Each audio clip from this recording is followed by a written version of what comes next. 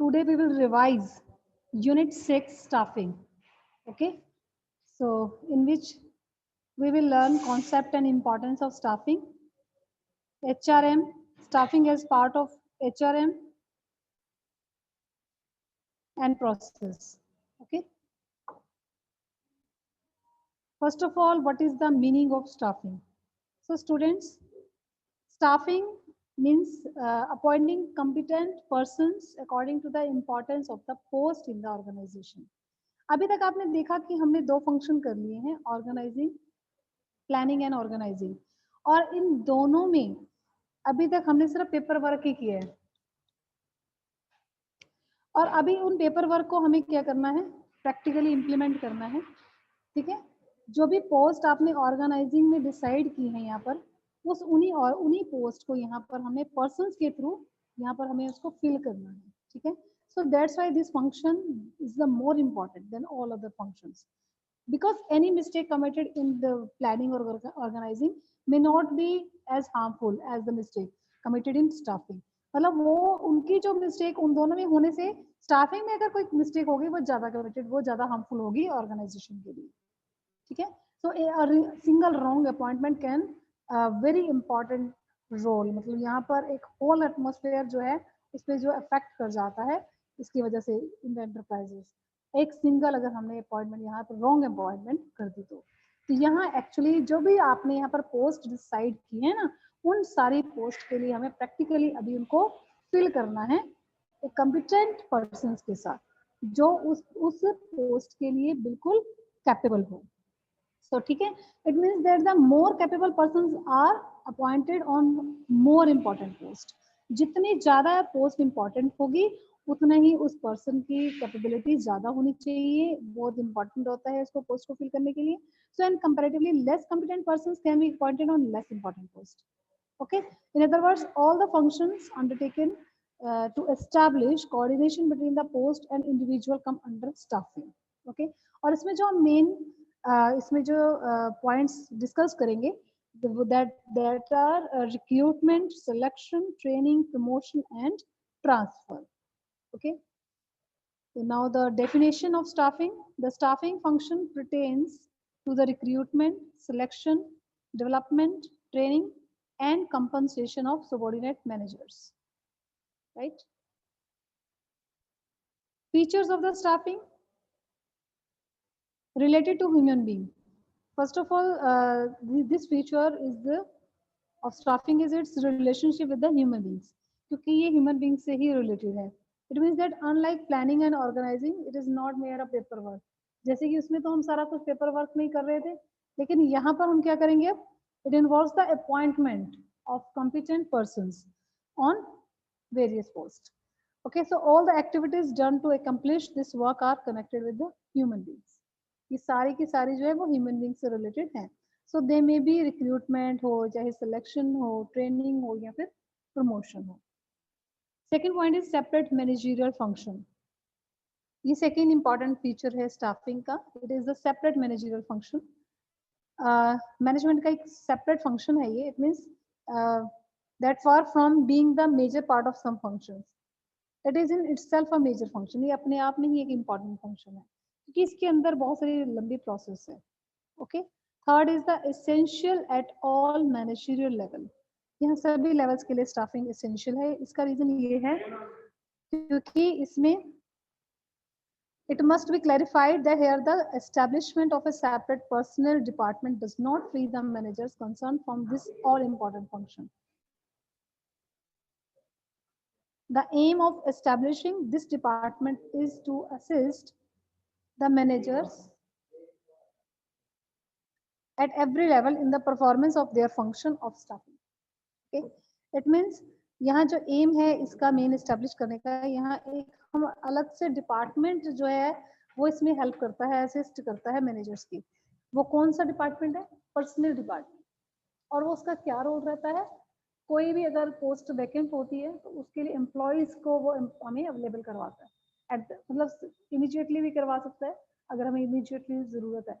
और अगर हमने कोई पोस्ट अगर वैसे निकाले तो अगर हमारे पास ऑलरेडी कुछ रेज्यूमेस वगैरह आ जाते हैं, कुछ लोग हमें दे जाते हैं, तो वो सब रिकॉर्ड उनके पास रहता है. ठीक है, अब हम वो डिपेंड करता है कि किसी भी ऑर्गेनाइजेशन के ऊपर कि वो उसके लिए बड़ा एक इंटरव्यू कंडक्ट करें या फिर उसी में से ही किसी को पॉइंट कर ले, ठीक है। नेक्स्ट है related to social responsibility, staffing deals with human beings, आपको पता ही है क्योंकि ये ह्यूमन बींग से ही रिलेटेड है, तो man is a social animal and so it is connected with the human beings. Social responsibility of this function is born, ठीक है। So in order to discharge this responsibility, managers should take care and be impartial while going through the allied functions of recruitment, selection, promotion, etc. तो manager को यहाँ पर impartial होके करना है काम, कुछ भी पार्शलिटी नहीं होनी चाहिए। ये पॉइंट भी है, सोशल रिस्पॉन्सिबिलिटी है हर पर्सन की, क्योंकि जो भी पर्सन इसमें इन्वॉल्व हो रहे हैं वो सब सोसाइटी के ही मेंबर हैं और इसलिए यहाँ पर एक सोशल रिस्पॉन्सिबिलिटी है उनकी, ठीक है। Next point is effect of internal and external environment. Environment आप क्लियर है, इंटरनल एनवायरनमेंट होता है एंटरप्राइज जिसमें कि पॉलिसीज हैं, अपनी खुद के रूल्स हैं, या कोई जैसे कि अपनी इनकी खुद के कुछ है कि अपनी पर्सन्स को इन्होंने प्रमोट करके या डिमोट करके अपनी वैकेंसीज या अपने वैकेंट पोस्ट को फिल करना है, या फिर इनके पास अगर बहुत सारे ब्रांचेज हैं सपोज कर लो, और अगर कहीं इन्होंने कोई एक्स्ट्रा पर्सन्स को अपॉइंट कर रखा है तो ट्रांसफर भी कर सकते हैं अपनी एक ब्रांच से दूसरी ब्रांच में।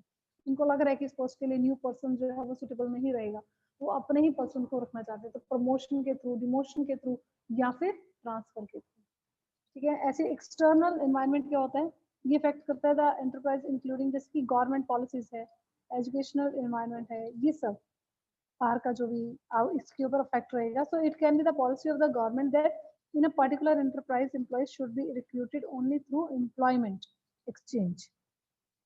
जैसे कि रूल्स चेंज होते रहते हैं ना, गवर्नमेंट की पॉलिसीज चेंज होती रहती हैं, तो ये बाहर का इफेक्ट है। तो इससे यदि can be the policy of the government, ये भी पॉलिसी हो सकती है गवर्नमेंट की कि जैसे कई बार पर्टिकुलर एंटरप्राइजेज होती हैं तो एम्प्लॉयज जो है वो एम्प्लॉयमेंट एक्सचेंज से ही उनको अपॉइंट करना है, तो फिर उस टाइम पे हमें उनको भी फॉलो करना होता है।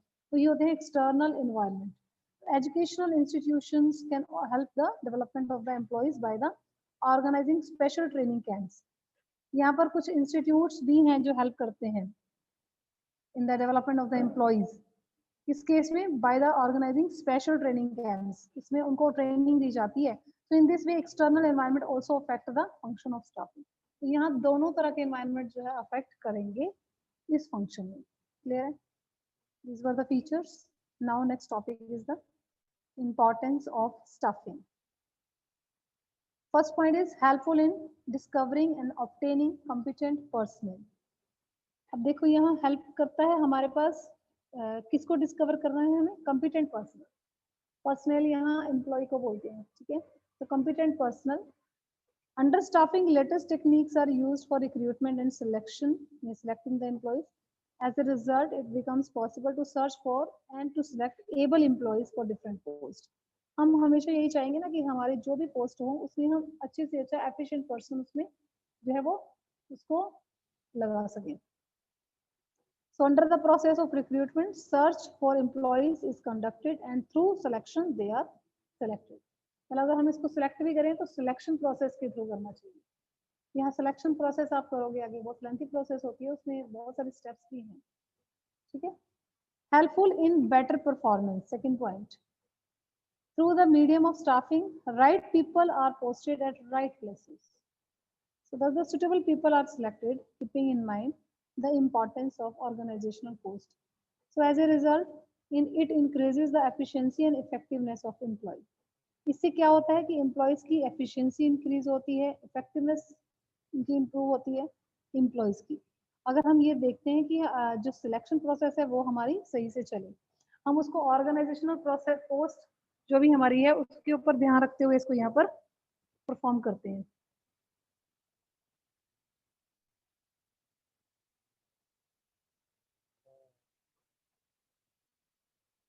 Third point is helpful in continuous survival and growth of enterprises. So every enterprises इसमें क्या करते हैं कि कंटिन्यू करते हैं इसको सरवाइव करने के लिए और ग्रोथ करने के लिए, कंटिन्यूस प्रोसेस है। और this is possible only when it is human asset of supreme quality. अगर हमारे पास जो हमारे ह्यूमन एसेट है, ह्यूमन एसेट मतलब जो मैन पावर है, अगर वो हमारी सुप्रीम क्वालिटी है तो हमारे लिए एक एसेट ही होती है ना। तो every enterprise aspires for its continuous survival and growth. So this aspiration of an enterprises can be fulfilled through staffing. ये स्टाफिंग के थ्रू जो है एस्पिरेशन मिलती है इनको। So under this continuous process, continuous planning is done for the development of manager. They are made able to face contingent complexities.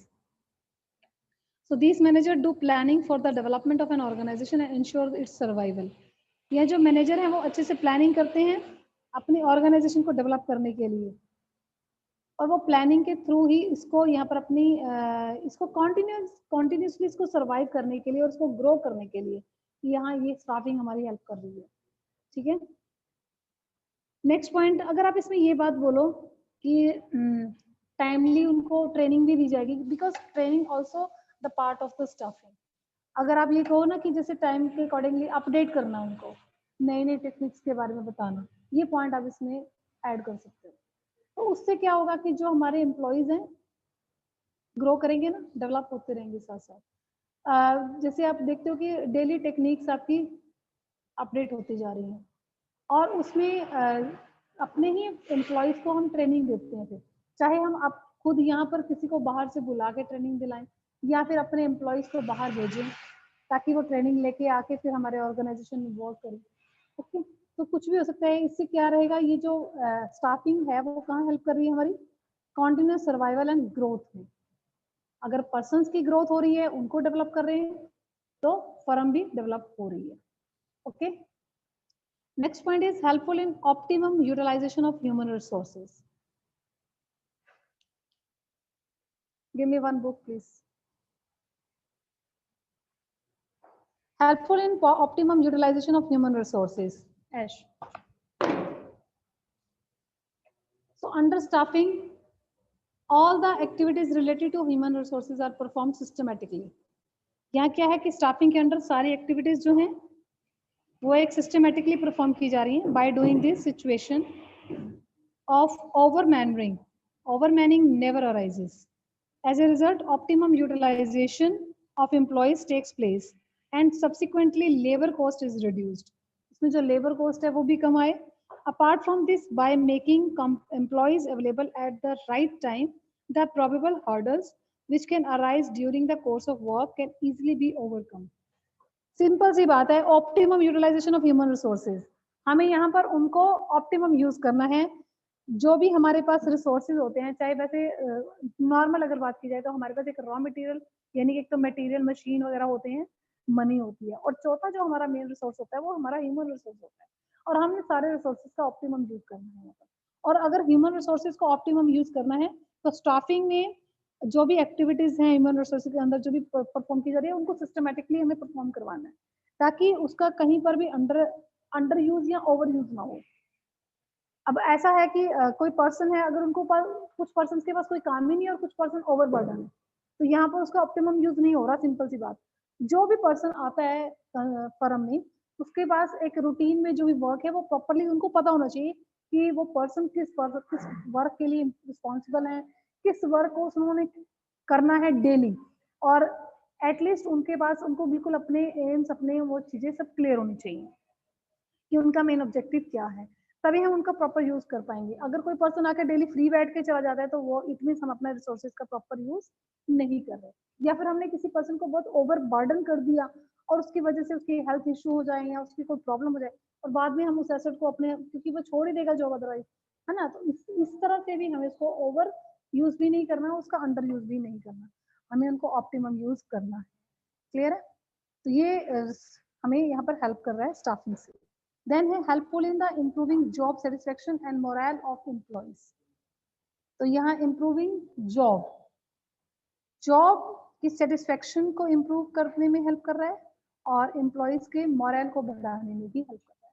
Employees का अगर moral बढ़ेगा तो वो अपने दिल से वर्क करते हैं, बाय हार्ट वर्क करते हैं, और हमें उनको कहने की जरूरत नहीं है, क्योंकि आप कह के किसी से काम कितना भी करा लोगे, लेकिन जब तक कि उनके माइंड से, उनके खुद से, दिल से नहीं हो।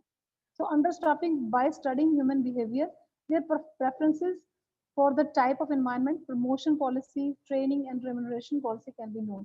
तो यहाँ पर इन policies को हमें use करना है. मतलब उनको पता है कि अगर हम अच्छे से वर्क करते हैं तो प्रमोशन भी होगी, ठीक है, और ट्रेनिंग उनको टाइम टू टाइम देते रहना है, और उनके रेमुनरेशन में ईयरली या जैसे भी उनका जो भी पॉलिसी है उसके अकॉर्डिंगली उसमें कुछ ना कुछ उसमें ऐड इंक्रीज होते रहे, तो और उनको मॉरल मिलता है और वो मोटिवेट होते हैं इस चीज़ से. ठीक है, मोटिवेशन भी हम दो तरह से दे सकते हैं, फाइनेंशियली और non financially, but financially motivation जो होता है वो ज़्यादा इफेक्ट करता है. ठीक है, so an effort is made to provide them with all the desired facilities. Special care is taken. That is no way the pay package of employees is reduced. So in this situation, they get total job satisfaction and their morale is boost. और boost होते हैं.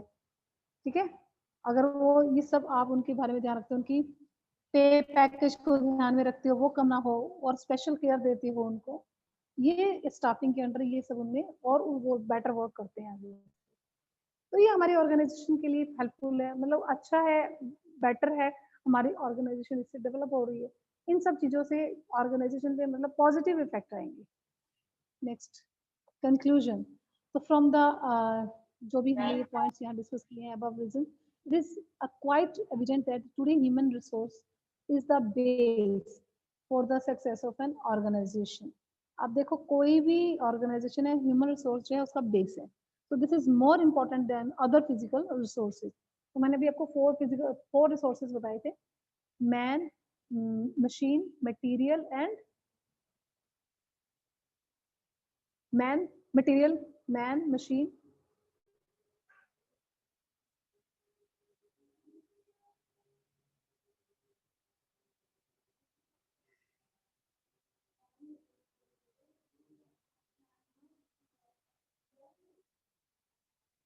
Land नहीं बेटा, वो तो है ही है. हाँ चलो लैंड ले लो आप. जो भी रिसोर्सेज है उनमें से जो एक ह्यूमन बीइंग है, जो मैन है, वो सबसे इम्पोर्टेंट है, वो सबसे इम्पोर्टेंट रोल प्ले कर रहा है. So staffing has a significant role to play in the function of management, because जो ह्यूमन बीइंग है वो सबसे इम्पोर्टेंट रोल प्ले कर रहा है. So it becomes very important to focus on this function of management. ठीक है, next topic HRM. I think this topic is deleted from your syllabus, but still you can read this topic. आप इसको एक बार read कर लेना, otherwise this topic is deleted. And staffing as a part of HRM, this also deleted.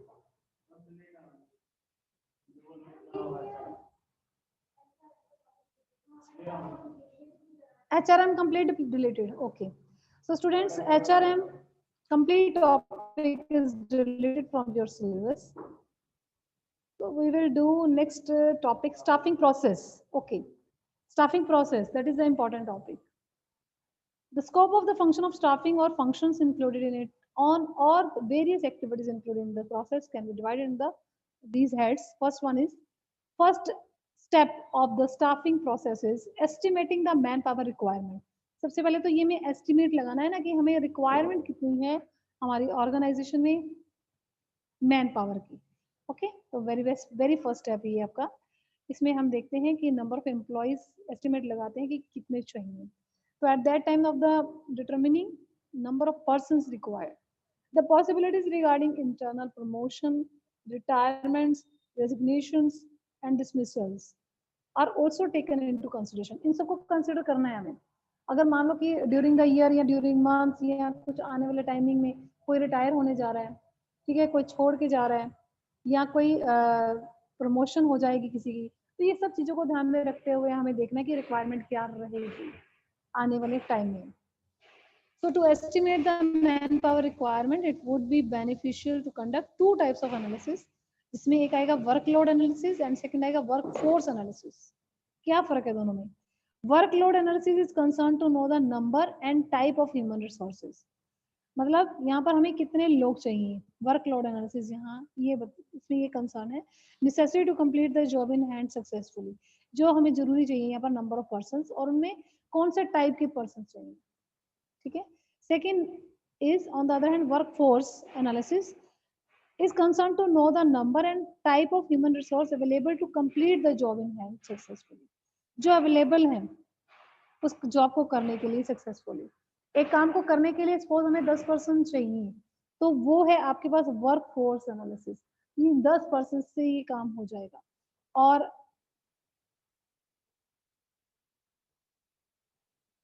जरूरत अभी हमें कितनी है ये देखना है आपको। मान लो कि उसमें से हमारे पास 7% अवेलेबल है और 3 की नीड है और 3 की और नीड है। तो इस तरह से वर्कलोड एनालिसिस अब हम यहाँ देखेंगे कि वर्कलोड कितने लोगों का है। ठीक है, workload and workforce available to complete the job in hand successfully is called workforce analysis, and necessary to complete the job in hand successfully, that is called workload analysis. Clear hai? Second point is recruitment. The process of recruitment includes the search of various sorts of employees and encouraging them to send their application to the enterprises. Recruitment अभी हमारे पास complete topic, complete chapter ही आ जाएगा इसके बाद, इसी के अंदर आइए। ठीक है, उसमें हम इसमें पूरी डिटेल करेंगे। तो एक्चुअल में रिक्रूटमेंट क्या है? Recruitment is the process in which we include the search of various sources. अब हमें देखना है कि कहाँ कहाँ से हमें एम्प्लॉयज मिल सकते हैं, इंटरनली या फिर एक्सटर्नली। इंटरनल सोर्सेज भी होते हैं हमारे पास कि प्रमोशन, डिमोशन या ट्रांसफर के थ्रू, या कई बार ऐसा होता है ना कि हम एक्स्ट्रा वर्कर भी रख लेते हैं कई बार, कि बाद में अगर हमें रिक्वायरमेंट होती है ना तो हम अपनी उन पोस्ट को यूज करते हैं। ऐसा क्यों करते हैं पता है?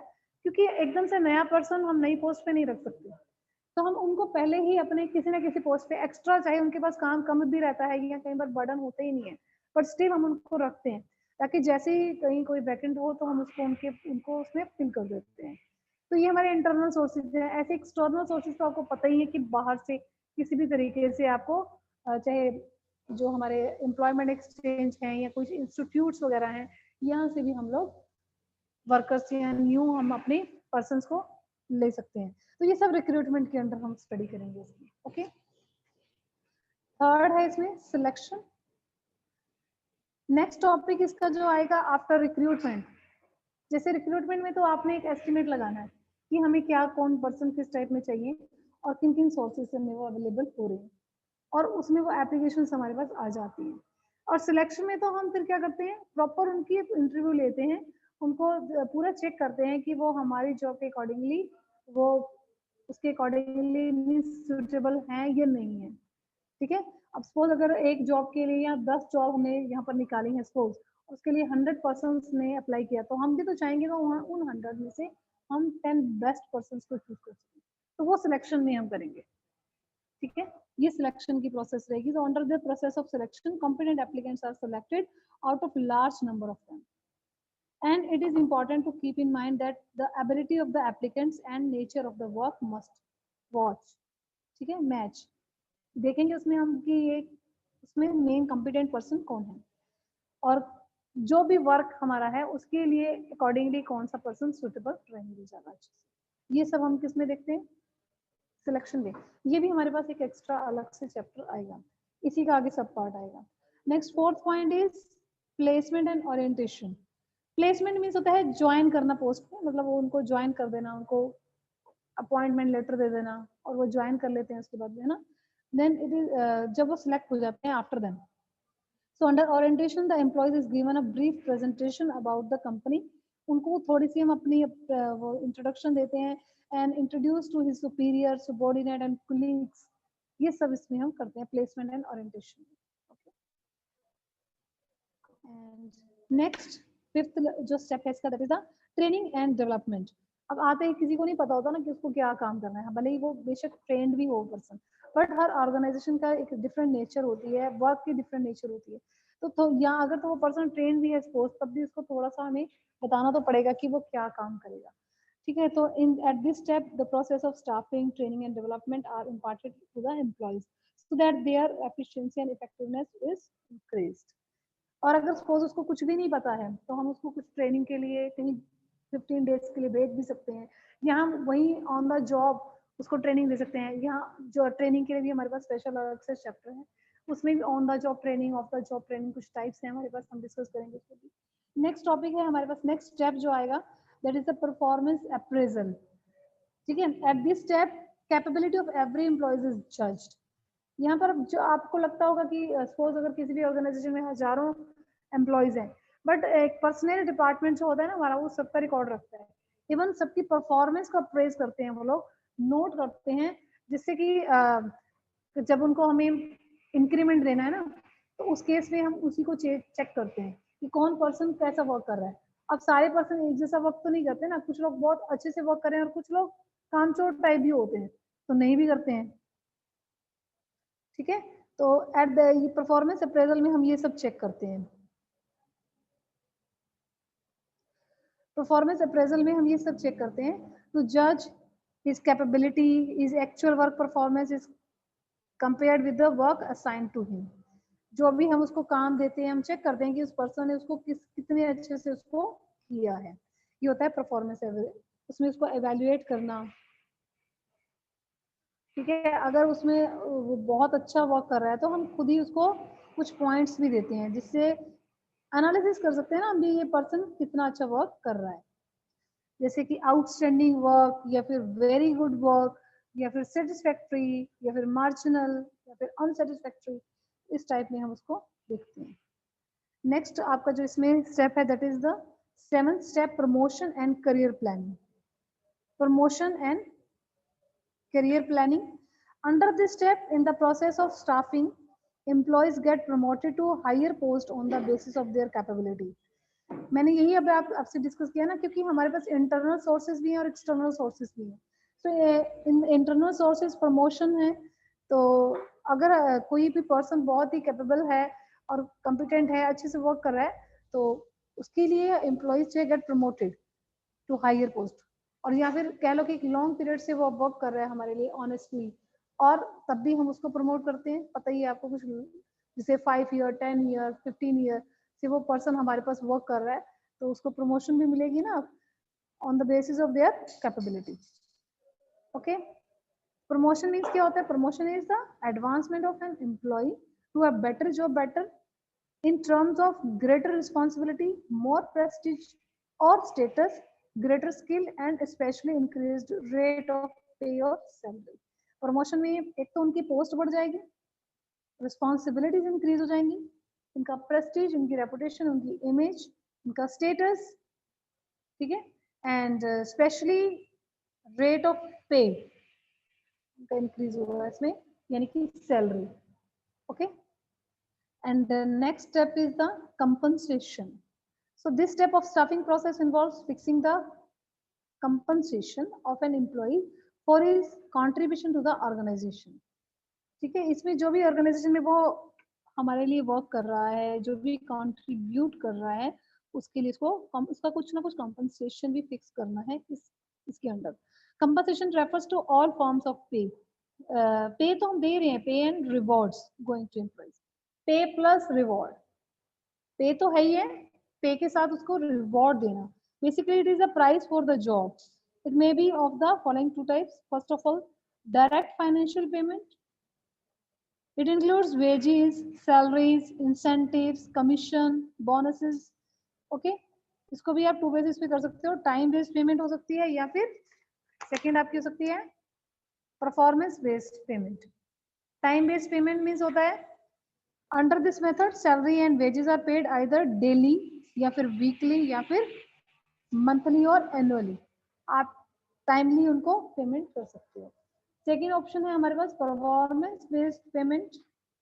Performance based payment under this method, जैसे सैलरीज और wages are paid on the basis of number of units produced by the employee. अब जितना वो काम करता है उसके अकॉर्डिंगली उसको पे करना, ठीक है, उसकी जो भी परफॉर्मेंसेस है। और सेकंड इसमें है इनडायरेक्ट पेमेंट। डायरेक्ट पेमेंट में तो सैलरी आ जाएगा, ठीक है, जिसको हमने भी डिस्कस कर लिया। बट इनडायरेक्टली हम उनको बहुत कुछ प्रोवाइड करवाते हैं, जैसे कि उनको इंश्योरेंस करवा दिया, मेडिकल, वेकेशंस उनको देना are provided free of cost by the employer. Transport दे देना उनको, कुछ इस तरह की जो भी फैसिलिटीज हम उनको प्रोवाइड करवा रहे हैं, तो वो सारी इनडायरेक्ट पेमेंट में आ रही है। Okay, so these were the process and features.